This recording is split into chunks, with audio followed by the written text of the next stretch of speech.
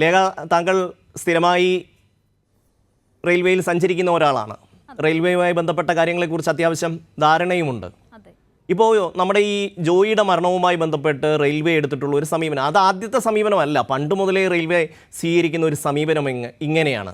ജനങ്ങൾക്ക് ദ്രോഹകരമായി വരുന്ന പല കാര്യങ്ങളിലും അവർ നിസ്സംഗത പാലിക്കുകയും അതിൽ തങ്ങൾക്ക് ഞാൻ മാവിലായിക്കാരനാണെന്ന മട്ടിൽ പെരുമാറുകയും ചെയ്യും.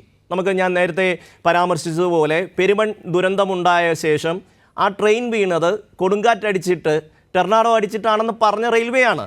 അവർ ആ കാര്യത്തിൽ അതാണ് സമീപനമെങ്കിൽ പിന്നീട് ജോയിയെ പോലെ ഒരു സാധു മനുഷ്യൻ്റെ കാര്യത്തിൽ എന്ത് സമീപനം സ്വീകരിക്കുമെന്ന് നമുക്ക് അറിയാൻ കഴിയും. ആ വീട്ടിൽ പോയി നേരത്തെ പി കെ രാജു പറഞ്ഞതുപോലെ ഒരു 10 രൂപയുടെ ഒരു ചെറിയൊരു പൂവെങ്കിലും മേടിച്ച് ആ വീട്ടിൽ കൊടുക്കാനുള്ള മനസാക്ഷി കാണിക്കാത്ത ഒരു വിഭാഗമാണ് ഈ റെയിൽവേ എന്ന് പറയുന്നത്. നേരത്തെ പറഞ്ഞതുപോലെ ആ ബ്രിട്ടീഷ് കൊളോണിയൽ കൾച്ചർ ഇപ്പോഴും അതുപോലെ നിലനിൽക്കുന്ന ഒരു സംവിധാനമാണ് ഇന്ത്യൻ റെയിൽവേ. ആ റെയിൽവേയെ ന്യായീകരിച്ചുകൊണ്ടാണ് നമ്മുടെ BJP നേതാക്കന്മാരും അതുപോലെ തന്നെ UDFൻ്റെ യുവജന സംഘടനകളും വലിയ തോതിൽ പറയുന്നത്. അവർക്ക് ഈ സമൂഹത്തോട്, നമ്മളിപ്പോൾ ഈ ദൃശ്യങ്ങളിൽ കാണുന്നുണ്ട്, ഈ ട്രെയിനിലെ വേസ്റ്റ് തൂത്ത് നേരെ ആ ഓടിക്കൊണ്ടിരിക്കുന്ന ട്രെയിനിൽ നിന്ന് അവർ പുറത്തേക്ക് കളയുന്നതിൻ്റെ ദൃശ്യങ്ങൾ, അതുപോലെ എത്രയോ ദൃശ്യങ്ങളുണ്ട്. അവർ പല സമയത്തും ഈ വേസ്റ്റുകൾ ബാഗിൽ സൂക്ഷിച്ച ശേഷം അത് പോകുന്ന വഴിയിൽ ഏതെങ്കിലും നദികളിൽ തള്ളുന്ന, ഇപ്പോൾ ഈ ക്യാമറകൾ സജീവമായതോടുകൂടിയാണ് ആ പരിപാടി കുറേ അവസാനിപ്പിച്ചത്. ശാസ്ത്രീയമായി ഈ മാലിന്യം നിർമ്മാർജ്ജനം ചെയ്യാനുള്ള ഒരു സംവിധാനവും റെയിൽവേയുടെ കയ്യിൽ ഇല്ല. റെയിൽവേയുടെ ടോയ്ലറ്റുകൾ പോലും വൃത്തിയാക്കാൻ പറ്റുന്ന ഒരു സംവിധാനമില്ലാത്ത റെയിൽവേ പിന്നെ ഈ മാലിന്യങ്ങൾ മുഴുവൻ അങ്ങ് സംസ്കരിച്ച് വൃത്തിയാക്കും എന്ന് DRM വന്നിരുന്നു പറയുന്നത് കേൾക്കുമ്പോൾ നമുക്ക് തമാശ മാത്രമാണ് തോന്നുന്നത്. ലേഖയ്ക്ക് ഈ വിഷയത്തിൽ റെയിൽവേയുടെ ഒരു സാമൂഹിക ഉത്തരവാദിത്വത്തെ സംബന്ധിച്ചും ഈ ജോയിയുടെ മരണവുമായി ബന്ധപ്പെട്ട് അവർ സ്വീകരിക്കുന്ന സമീപനത്തെ സംബന്ധിച്ചും എന്താണ് പറയാനുള്ളത്? ചർച്ചയിൽ പങ്കെടുക്കുന്നതിന് മുമ്പ് തന്നെ വളരെ ദൗർഭാഗ്യകരമായ ഒരു മരണം സംഭവിച്ച ജോയിയുടെ കുടുംബത്തിന് അനുശോചനം അറിയിച്ചുകൊണ്ട് ഞാൻ തുടങ്ങട്ടെ. ശ്രീ രാജീവ് പറഞ്ഞതുപോലെ ആമയിഴഞ്ചൻ തോട് നഗരസഭയ്ക്കാണെങ്കിലും അതിലെ മാലിന്യത്തിൻ്റെ ഉത്തരവാദിത്വം അല്ലെങ്കിൽ അതിൻ്റെ മാലിന്യം റെയിൽവേക്കാണ്.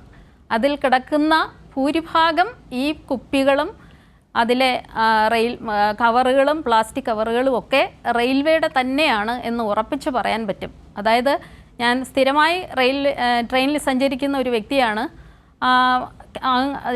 ഈ മാലിന്യ നിർമ്മാർജ്ജനം റെയിൽവേ ചെയ്യുന്നുണ്ട്. അതിൻ്റെ കരാർ ജോലിക്കാർ ഈ മാലിന്യം എടുത്ത് എങ്ങോട്ട് കൊണ്ടുപോകുന്നു എന്ന് അധികൃതർ ശ്രദ്ധിക്കുന്നുണ്ടോ എന്ന് എനിക്ക് സംശയമാണ്. കാരണം ഇവർ കേരളത്തിൻ്റെ ഒരു ഭാഗത്ത് അങ്ങറ്റത്ത് നിന്നും ശേഖരിക്കുന്ന മാലിന്യം തിരുവനന്തപുരത്ത് വന്ന് അവസാനിക്കുന്ന ഒരു ട്രെയിനിൽ ഇവിടെ വന്ന് അവർ പ്ലാസ്റ്റിക് ചാക്കുകളിൽ വാരിയെടുക്കുകയാണ് ചെയ്യുന്നത്. അത് എടുത്തതിന് ശേഷം അവരെങ്ങോട്ട് കൊണ്ടുപോകുന്നു, അല്ലെങ്കിൽ ഇതിൻ്റെ മാലിന്യ സംസ്കരണ പ്ലാന്റ് എവിടെയാണ്, ആ പ്ലാന്റിലോട്ടാണോ ഇവർ കൊണ്ടുപോകുന്നതെന്ന് അന്വേഷിക്കുവാൻ ഇവിടെ അധികൃതർ ഉണ്ടെന്ന് എനിക്ക് യാതൊരു ഉറപ്പുമില്ല. കാരണം അവരതിനെ ഈ കരാർ തൊഴിലാളികൾ നേരിട്ട് കൊണ്ടുവന്ന് ഈ കനാലിൽ ഒഴുക്കുകയാണ്. അല്ലെങ്കിൽ ഇത്രത്തോളം തൊട്ട് മുമ്പ് നമ്മുടെ നഗരസഭ ഈ ആമയിഴഞ്ചൻ തോട് വൃത്തിയാക്കിയതാണ്. എന്നിട്ടും ഈ അടുത്ത കാലത്ത് ഇത്രയും മാലിന്യം വന്നിട്ടുണ്ടെങ്കിൽ അത് റെയിൽവേയിൽ നിന്ന് ഓരോ ദിവസവും കൊണ്ടു തള്ളുന്ന മാലിന്യങ്ങൾ.